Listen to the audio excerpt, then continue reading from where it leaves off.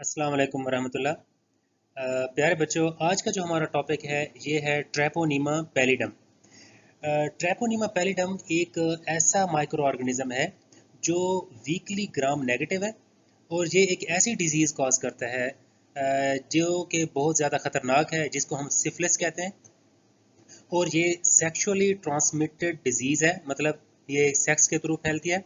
इसको हम STIs भी कहते हैं, सेक्सुअली ट्रांसमिटेड इन्फेक्शन, या इनको हम वेनेरियल डिजीज़ भी कहते हैं। इसलिए इसका टेस्ट भी बड़ा मशहूर है, VDRL, वेनेरियल डिजीज़ लिबर, VDRL venereal disease research laboratory test. आज हम इसके बारे में देखते हैं कि सिफिलिस की कौन कौन सी डिजीज़ हैं। ये बहुत इम्पोर्टेंट है इसको अंडरस्टैंड करने के लिए। और इसको हम डायग्नोज कैसे कर सकते हैं। इस ये तो मतलब स्टेन भी नहीं हो सकता और ये कल्चर भी नहीं हो सकता। तो देखते हैं कि ये डिजीज़ क्या कौन कैसे कैसे कॉज करता है और डायग्नोज इसको कैसे करना है। हम इसमें इसका इंट्रोडक्शन और इसकी डिजीज़ सिफिलिस और डायग्नोसिस, ये तीन चीज़ें हम डिस्कस करेंगे।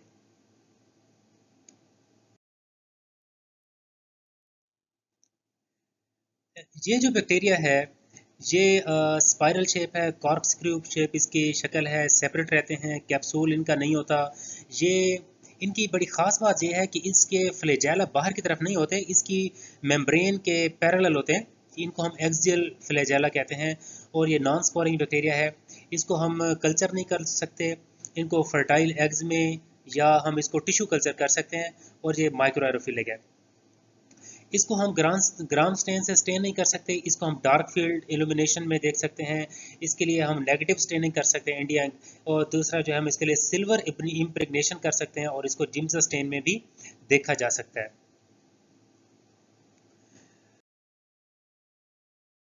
अब इसकी जो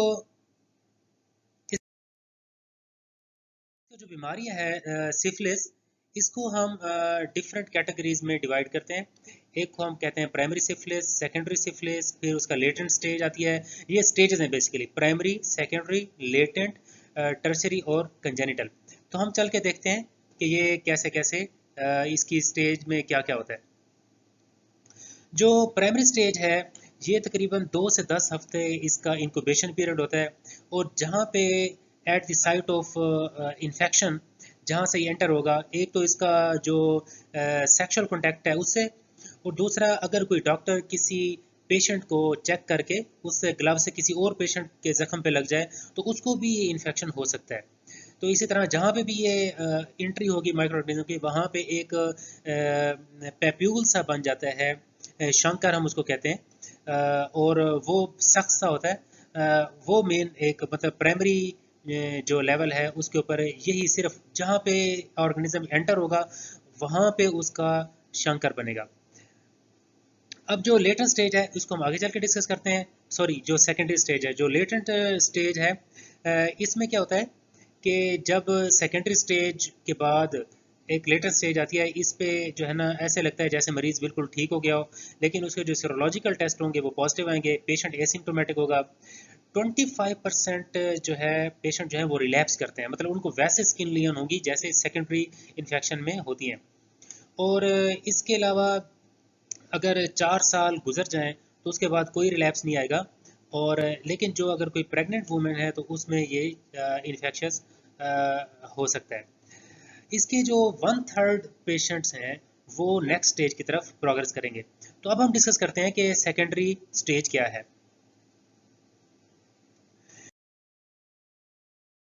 सेकेंडरी सिफिलिस उस वक्त होता है जब हम उसको ट्रीट ना करें प्रॉपर। ये तकरीबन 2 से 10 हफ्ते बाद होता है प्राइमरी इन्फेक्शन के। इसमें होता क्या है कि बॉडी पे बहुत ज़्यादा रैशेस बन जाते हैं, रेड स्पॉट बन जाते हैं, पाम पे, सोल पे, म्यूकस मेम्ब्रेन पे। और इसमें जो और चीज़ है कंडाइलोमा लेटम उसको कहते हैं। ये पेनलेस वाट लाइक लियन होते हैं at warm and moist places. जो हमारे वार्म और जैसा आर्म पिट्स हो गए, मतलब एरिया बिलो वेस्ट हो गया, वहाँ पे मतलब पेनलेस वाट लाइक लियन बनेंगे। और पेपुलर स्किन लेयर भी बन सकती हैं। इसमें क्या होता है कि ये एक ऐसी स्टेज है सेकेंडरी सिफिलिस जिसमें मतलब कि पूरी बॉडी के ऊपर समझ लें छाले और दाने बने होते हैं। और ये रिच होते हैं स्पायरोकीट से, इससे इन्फेक्शन का चांस बहुत ज़्यादा होता है। अब जहाँ पे हेयर ग्रोथ होगी वहाँ पे मतलब बाल उखड़ना शुरू हो जाएंगे, उसको पैची बाल्ड स्पॉट्स कहेंगे। और इस तरह आईब्रोज भी इस पे मतलब ख़त्म हो सकते हैं, कम हो सकते हैं। और ये तकरीबन सारे ऑर्गन में फैल सकता है, सेंट्रल नर्वस सिस्टम में, आइज़ में, किडनी में, बोन्स में। और जो इसमें होगा क्या, जनरल लिम्फ एडिनोपैथीज होगी, फीवर होगा, वेट लॉस होगा। और जो रैश जो है ये तकरीबन 6 हफ्ते बाद ठीक हो जाएंगे। इस तरह ये पूरी बॉडी के ऊपर ये रैशेस बन जाते हैं, कमर पे, टांगों पे, हाथों पे, मतलब हर जगह पे। तो ये सेकेंडरी सिफिलिस की मेन अलामत है।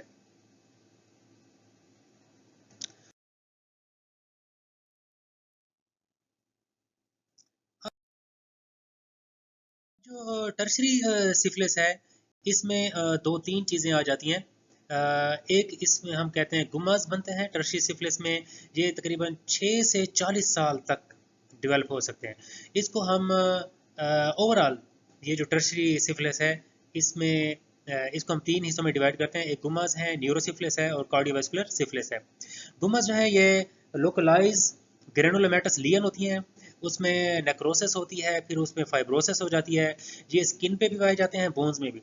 जो स्किन पे होते हैं इसमें पेन नहीं होता, लेकिन जो बोन्स में होते हैं वो बहुत ज़्यादा पेनफुल होते हैं। और ये जो चीज़ें हैं ये एंटीबायोटिक्स के साथ ठीक हो जाती हैं। अब जो कार्डियोवास्कुलर सिफिलिस है, ये प्राइमरी सिफिलिस के तकरीबन 10 साल बाद होती है। और ये इसमें कॉरोनरी ब्लॉकेज होते हैं, वाल्व की जो हमारे वाल्व्स हैं उनकी इनसफिशेंसी हो जाती है, एनोरिज्म हो जाता है, क्योंकि जो ब्लड वेसल्स हैं उनकी काफ़ी ज़्यादा डिस्ट्रक्शन होती है। अब जो न्यूरोसिफिलिस है, इसमें 5 मेन चीज़ें हैं। एक तो ये एसिम्प्टोमेटिक हो सकता है, लेकिन जो उसका सीएसएफ होगा, सेरेब्रोस्पाइनल फ्लूइड, वो सिफिलिस के लिए पॉजिटिव होगा। दूसरा है सब अक्यूट मेनिंजाइटिस। इसमें क्या होगा, फीवर होगा, स्टिफ नेक होगी, हेडेक होगा, लिम्फोसाइट्स ज़्यादा होंगे, ग्लूकोज का लेवल कम होगा, प्रोटीन ज़्यादा होगी, और सिफिलिस का टेस्ट पॉजिटिव होगा। तीसरी इसकी जो किस्म है वो मेनिंजोवेस्कुलर सिफिलिस है। इसमें क्या होता है, ब्लड वेसल्स जो हैं उन पे अटैक होता है, उसकी वजह से अक्लूजन हो सकती है, इन्फेक्शन हो सकता है। चौथा जो है टैब्स डॉर्सैलिस है। ये स्पाइनल कॉर्ड को इफेक्ट करता है, स्पेशली पोस्टीरियर कॉलम और डॉर्सल रूट को। इसकी वजह से भी काफ़ी सारे मेंटल डिटोरेशन के प्रॉब्लम आते हैं। जनरल पैरालिसिस में ये भी नर्व सेल्स की डिजीज़ है। इसमें मेंटल डिटीरियोरेशन होती है, साइकेट्रिक प्रॉब्लम आना शुरू हो जाते हैं। एक जो चीज़ है आर्गाइल रॉबर्टसन प्यूपल, इसमें ये होता है कि ये माइल्ड ब्रेन की लीजन है जिसमें प्यूपल कंस्ट्रिक्ट करती है अकोमोडेशन के दौरान, लेकिन रिएक्ट नहीं कर सकती लाइट को। तो ये इसके टर्शी लेवल के तीन मेन मतलब इसकी टाइप्स हैं।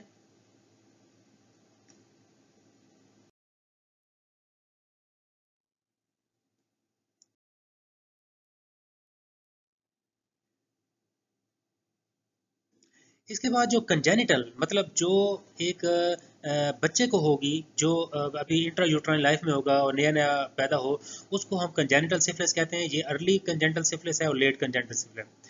अब फीटस जो है, जो मदर को में होता है, इसमें अगर बहुत अर्ली स्टेज पे मदर को सिफिलिस होती है तो बच्चे में ट्रांसफ़र नहीं होती। अब लेट पे क्या होता है कि ये जो सिफिलिस है, सॉरी ट्रैपनियम पैलिडम है, ये प्लेसेंटा को क्रॉस कर जाता है। और इसमें मोर्टेलिटी रेट बहुत ज़्यादा है, स्टिल बर्थ है, अबॉर्शन है, न्यूनेटल डेथ है। लेकिन जो बच्चे बच जाएंगे, सर्वाइव कर जाएंगे, उनमें अर्ली सिफिलिस या लेट सिफिलिस जो है डेवलप होगी। अर्ली सिफिलिस में क्या होगा, ये 2 सालों के अंदर अंदर डेवलप होती है। और ये सवेयर होती है जैसे सेकेंडरी स्टेज होती है अडल्ट की। इसमें रैशेस बन जाते हैं, कोंडाइलोमल लेटम बनते हैं, स्नफल्स, लिम्फ नोड्स जो हैं बन जाते हैं, लीवर और स्प्लीन की इन्लार्जमेंट हो जाती है, बोन के इन्फेक्शन हो जाते हैं। और जो है लेट कंजेनिटल सिफिलिस में ये टर्शरी लेवल की सिफिलिस होती है, जैसे हमारे अडल्ट की। ये सीवियस इसमें इन्वॉल्व नहीं होता। न्यूरोसिफिलिस ऐसे होती है जैसे अडल्ट की होती है। इसमें सैडल नोज, ये जो नाक है ये चिपटा हो जाता है। और जो हमारी, क्योंकि इसमें जो पेरियोस्टियम है उसकी डिग्रेडेशन हो जाती है। सैबरशिन्स, ये हमारी पिंडली में, टीबिया में भी इस तरह का प्रॉब्लम आ जाता है। जैसे इसमें हचिसन डिजीज़ में ये हमारे दांतों के दरमियान जो है स्पेस ज़्यादा आ जाती है। मलबरी मोलर्स में जो मोलर्स हैं हमारे, उसके अंदर कस्प ज़्यादा बन जाते हैं। इस तरह आई में भी ये कॉर्नियल इन्फ्लेमेशन कॉज करता है।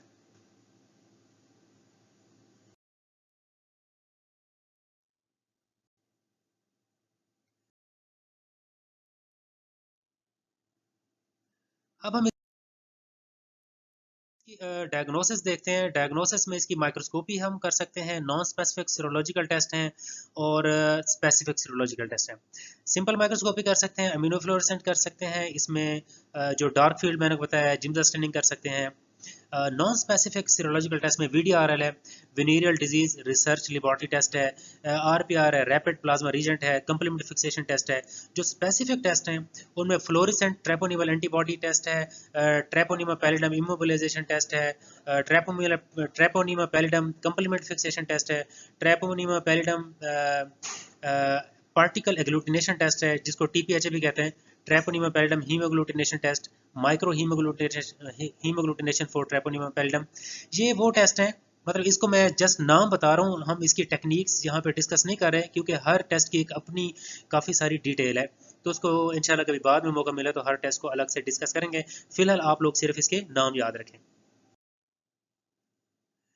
अब ये मैंने आपको ब्रीफ समरी इसकी मैं बता रहा हूँ। इसमें हमने इंट्रोडक्शन पढ़ा, सिफिलिस पढ़ा, इसमें डायग्नोसिस पढ़ी, इसमें जो चीज़ें आएंगी हमारे पास इसमें जो एक बड़ी इंपॉर्टेंट चीज़ है रूल ऑफ सिक्स। पहली बात, सिक्स का ताल्लुक जो है ना, ये मिलते जुलते लफ्ज़ हैं, ये सेक्सुअल ट्रांसमिशन से होता है। इसके 6 एक्सियल फिलामेंट होते हैं, इसको 6 वीक इंक्यूबेशन पीरियड चाहिए होता है, और जो पहला 6 वीक्स इसको चाहिए होते हैं अल्सर को हील होने के लिए, और 6 weeks after ulcer heal secondary syphilis develops. 6 weeks secondary syphilis रहेगी ठीक होने के लिए, और 66% जो है वो पेशेंट लेटेंट स्टेज के रिजॉल्व होंगे, टर्शियरी सिफिलिस की तरफ नहीं जाते, और 6 साल बाद टर्शियरी सिफिलिस डेवलप होगी। तो ये रूल ऑफ 6 आप याद रखें। और इसके अलावा ये इसकी सिफिलिस की प्राइमरी, सेकेंडरी, लेटेंट, टर्शियरी और कंजेनिटल सिफिलिस की ये चीज़ें याद रखें, और इसकी डायग्नोसिस, ये इसकी अहम अहम चीज़ है। इसमें अगर आपको कोई बात ना समझ आई हो तो आप पूछ सकते हैं। Thank you so much. अल्लाह हाफिज़।